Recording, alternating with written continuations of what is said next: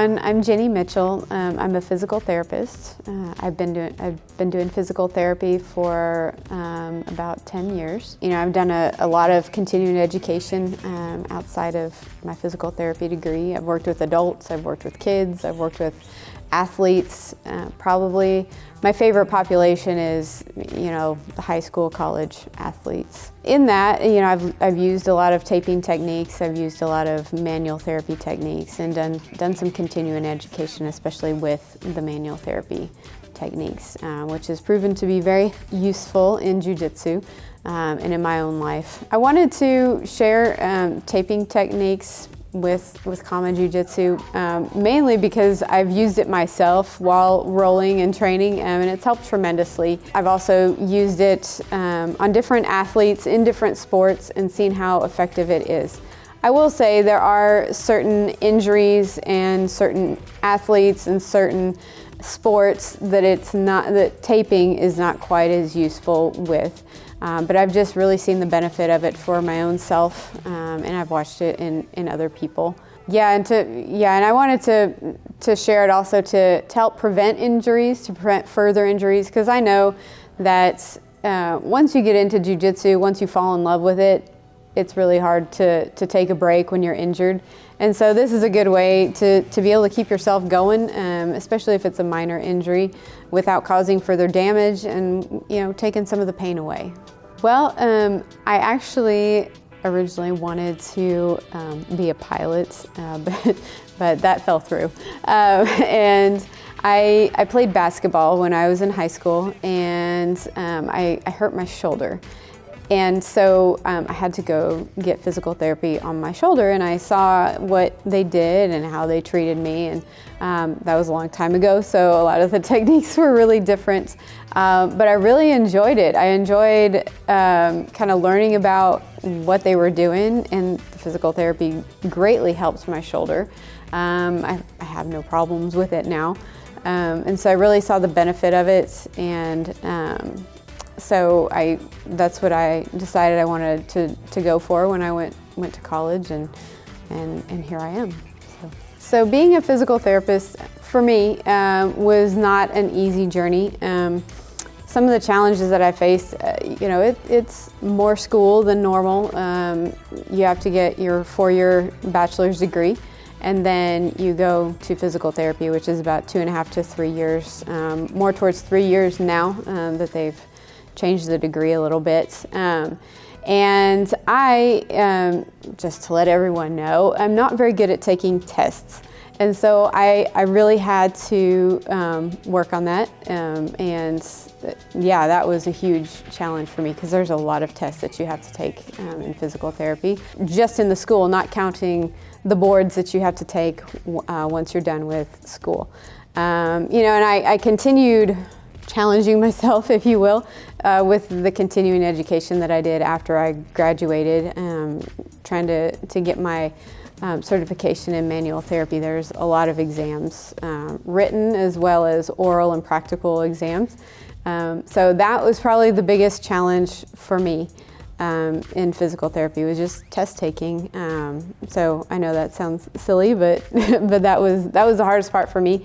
But thankfully, you know, you do something often enough, and you fail at it several times, and you kind of learn what works best for you. And I think it's made me a lot stronger. It's made me a lot better. I figured out the best way that I can learn, and so I think that's helped me in many areas of my life. A lot of what I do in physical therapy, the way that I treat my patients, is what I call manual therapy. And what that entails is, for lack of a better description, like getting my hands on people. A lot of folks think that physical therapy is only exercise. You know, it's just diagnosing what the problem is and then giving them exercises to make you better. But physical therapy is so much more than that. And I'm really thankful for the education that I got in manual therapy after PT school. So manual therapy, it started off with figuring out how to be the best differential diagnostician that you can be, right? Figuring out what the problem is. I can't tell you how much that has helped me as a physical therapist, just knowing what to look at and then figuring out what the problem is. Because if you know what the problem is, then you can treat it a lot more effectively. And then you move on to if say you have a shoulder problem, it's hurting, you can't move it very well. There's a series of tests that I would do, to figure out which ligaments might be either strained or torn, which tendons might be inflamed. And then also I test the joint, like how tight is the joint capsule around the shoulder, and okay, is there an area where it's tight and an area where it's loose? And then based on what I find after doing all these tests and evaluation, then what I can do is mobilize the joint. So I put my hands on the joint and I move it in the direction that it doesn't want to move, gently, of course. There's different levels of doing manual therapy. I know a lot of people know what chiropractors do, right? You go and you get popped by the chiropractor. I can do that, but there's grades to that, right? If somebody is really hurting badly, you don't want to go in and necessarily pop them. You could injure them. So you can do a gentle mobilization when someone is in pain. If someone is not necessarily in pain, but their joint is stuck or their spine is stuck and they can't move in a certain direction, then you can manipulate that spine. You can pop their back. And so that's kind of what manual therapy is. Again, what I learned that was the most beneficial to me and to my patients is how to be a really good diagnostician, how to really figure out what exactly is going on. And I will tell you, I've had patients that come in and they say something is hurting and this is wrong and they don't understand what's going on. And some of the tests that I've run have found there's something really wrong and they've needed to go to a different doctor. And while it's not the greatest news to give to the patient, I'm glad that I could help them figure that out and get them on the right path to recovery. Kind of combining jiu-jitsu and physical therapy, I definitely see how it helps me, how the knowledge of both things teams up in my mind. However, jiu-jitsu is a combat sport, as is boxing, as is, Krav Maga, as is wrestling. Those are combat sports, which they're a lot different than baseball and soccer and basketball, okay? Like jiu-jitsu is very different than those sports. And every sport is a little different than the others. But as far as how to treat people that have been injured doing a combat sport, it does take a different approach for sure. And also the athletes that are doing combat sports have a different mentality than, say, basketball player, baseball player, football player. And you do see different injuries coming out of jiu-jitsu versus, baseball. You might see elbow or shoulder injuries from baseball, whereas in jiu-jitsu, you're going to see them all over the body, right? And so that's kind of, as far as physical therapy goes, I appreciate my knowledge that I've gained in jiu-jitsu because it allows me to help somebody who has been injured doing jiu-jitsu a little bit better. If I understand the sport, it makes it a lot easier for me to be able to help them get better. Now, on the flip side, as far as doing jiu-jitsu, how has physical therapy helped me do jiu-jitsu?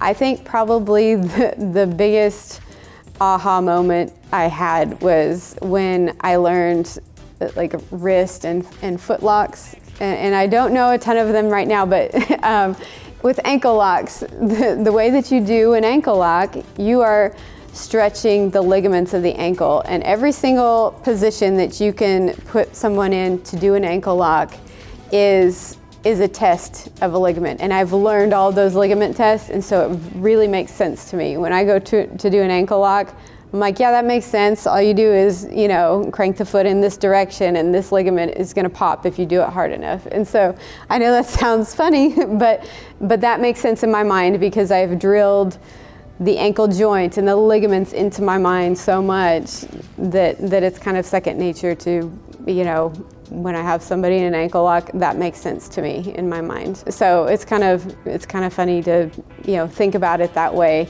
Whereas I'm supposed to be trying to help people and not injure them in physical therapy. In jiu-jitsu, you can use that knowledge for, to win.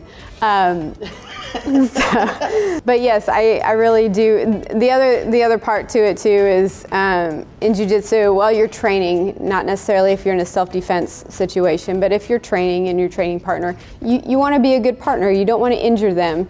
And so it helps to kind of have some knowledge so that I don't take things too far, especially with the spine, with the neck, shoulders, arm bars, that sort of thing. I know the limits of what the joints can do. Everybody's a little different, but that knowledge kind of helps be a better training partner so that you don't injure people. I used to work at Children's Medical Center in Dallas. I did all of the orthopedic and sports medicine patients in Dallas, and that was awesome, and loved working with those patients. When I had my 2 kiddos, though, I decided to stay home with them, and I've kind of started doing a concierge physical therapy business with myself and another therapist that I know well. We kind of we'll come to your house and do physical therapy for you. So it's a little different than home health physical therapy, but that's what I'm doing right now. It gives me some flexibility so I can pick up my kiddos from school or stay with them if I need to. Thank you guys so much for listening and for watching the taping videos. If you guys have any questions or any body parts that you want taped within reason, just shoot us a message and I'll see what I can do. But thanks again and happy training.